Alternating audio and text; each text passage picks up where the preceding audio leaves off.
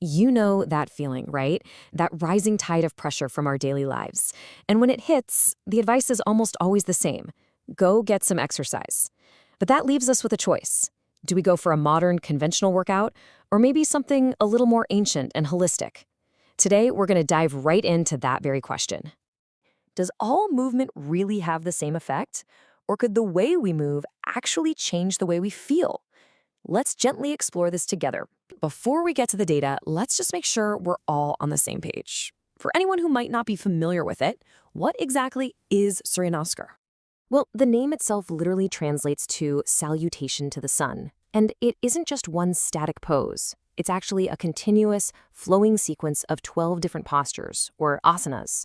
The really crucial part, as we're about to see, is that every single movement is intentionally synchronized with your breath. A single round is this really beautiful, continuous flow.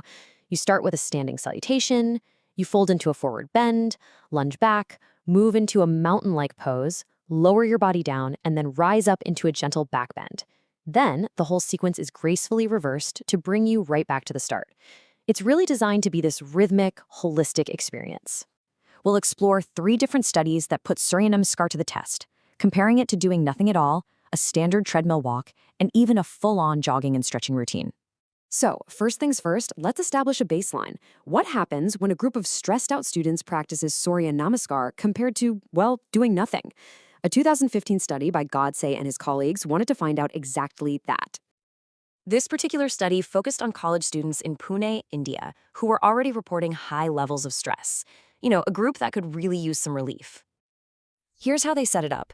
They took 80 of these students and, for 2 weeks, had half of them practice Suryanamaskar every day for about 20 minutes. The other half was the control group. They were put on a wait list and just went about their normal lives. The idea was to measure the difference in their stress and relaxation levels after those 14 days. And, the practice they had to do, it wasn't some huge time commitment. It was a totally manageable 20-minute session each day. It started with a gentle warm-up, then they did 13 rounds of the sun salutation sequence, along with mantras and breathing, and it all ended with a cool-down. It feels really practical and, well, pretty accessible. First up, let's look at worry. The students who practiced Suryanamaskar showed a really significant drop in their tendency to worry. Meanwhile, the control group, who didn't change anything, they saw almost no change at all. Pretty clear difference there. And we see that same pattern when we look at negative emotions. The Suryanamaskar group felt a noticeable decrease, while the control group pretty much stayed right where they started. Again, this highlights a really clear difference between the 2 experiences. But it wasn't just about reducing the tough stuff. What about the good stuff? Well, the yoga group reported a big jump in their sense of physical relaxation. They just felt more at ease in their own bodies. And the benefits weren't just physical. This one is huge. Participants also reported a significant increase in what they called mental quiet. That suggests the practice helped to calm that internal chatter that so often comes with stress. Just a really powerful finding.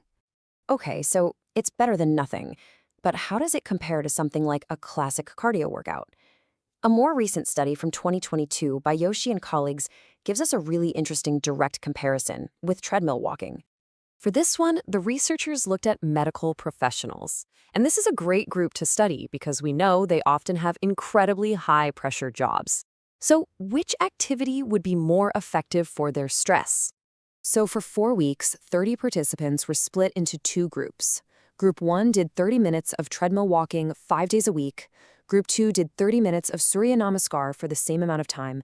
And they measured their stress using something called the perceived stress scale. The study found that both groups, the treadmill walkers and the Suryanamaskar group, saw significant drops in their perceived stress, their resting heart rate, and their blood pressure. The big takeaway here, just getting your body moving consistently has some seriously powerful and positive effects. So physically, they seem to be pretty much on par. But remember, the whole point of the study was about managing psychological stress. So did one of them have an edge over the other? And this chart just says it all. While both groups felt less stressed after 4 weeks, which is great, the Suryanamaskar group's final stress score was significantly lower. This tells us that while any movement is good, there was something about this particular practice that was providing an extra layer of stress relief. Okay, so let's dive into our final comparison, which is probably the most rigorous test yet. A 2023 study by Steck and his colleagues decided to pit a more dynamic form of Suryanamaskar against a very common workout, a combination of jogging and stretching. This was a much longer study. It ran for 12 weeks and it involved over 100 male high school students. So, one group practiced an intensive, dynamic version of Suryanamaskar. The other group did a pretty standard morning workout of jogging and stretching. But what makes this study so compelling is the timing. It all took place during the very stressful 12-week period leading up to their final exams. This gives us a window into how each activity works under real-world pressure. And honestly, the results here speak volumes. Just look at this chart. The jogging group's stress levels actually went up as exams got closer, which, kind of makes sense. But the dynamic Suryanamaskar group, their stress levels went down. They were actually building resilience while the pressure was mounting. This is such a powerful finding. It suggests that Suryanamaskar might offer this unique protective benefit against outside stress that jogging and stretching on their own just didn't provide. It didn't just help them cope, it seemed to actively lower their stress during a really high-stakes period. So what is going on here? What's the secret sauce? If the physical benefits are so similar, why does Suryanamaskar seem to have this added psychological advantage? Well, the answer seems to be in the beautiful way it connects the mind and the body. So the key takeaway here isn't just about moving the body. It's about moving the body with a focused intention. It's an active moment-to-moment integration of our physical and mental selves. Let me break that down. Researchers point to 3 key ingredients working together. First, you have the asanas. That's the physical postures we see. But then, and this is huge, you have pranayama. That's the conscious control of your breath, linking every inhale and every exhale to a specific movement. And finally, there's dharana, which is just a sustained concentration or fixing your mind on the practice itself. First, it calms your nervous system. That controlled deep breathing has been shown to dial down our fight or flight response. Second, it focuses the mind. You have to concentrate on your movement and breath, which keeps your mind from wandering off to stressful thoughts. That focus might be why we saw that jump in emotional intelligence.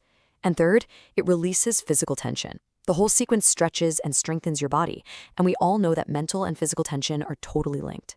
One study put it so perfectly. They said that this combination is so demanding in a really positive way that it engages your entire being. There's just no mental bandwidth left for your mind to wander off into worries or get stuck on negative thoughts. You simply have to be present. Now, it's super important to be transparent here. Good science means talking about the limitations, and this research has a few. For one, these studies mostly looked at young, male participants in India. The style of practice also varied, and we don't really have any long-term follow-up to see if these benefits stick around for years. So all of this points to some really exciting next steps for researchers. We need to see if these results are true for more diverse groups, different ages, genders, and cultures. It would also be great to compare different styles and, of course, track the long-term impacts on our health. Okay, so let's zoom out for a second. After looking at all this evidence, what's the big picture? What should we really take away from this comparison? The evidence we have so far strongly suggests that Suryanamaskar is much more than just stretching. It seems to be this powerful, multifaceted tool that combines the benefits of a physical workout with a really unique form of mental regulation. I think the most important takeaway here isn't that you should stop running and only do yoga. The real insight is that when you combine physical movement with mindful elements, like controlled breathing and focused attention, you can seriously amplify the psychological benefits. Any exercise is great, but mindful exercise can be truly transformative. And that really just leaves us with a gentle question to reflect on. Whether it's through a formal practice like Suryanamaskar, or maybe it's just by paying more attention to your breath while you walk or stretch, how can you bring a little more connection between your mind and your movement?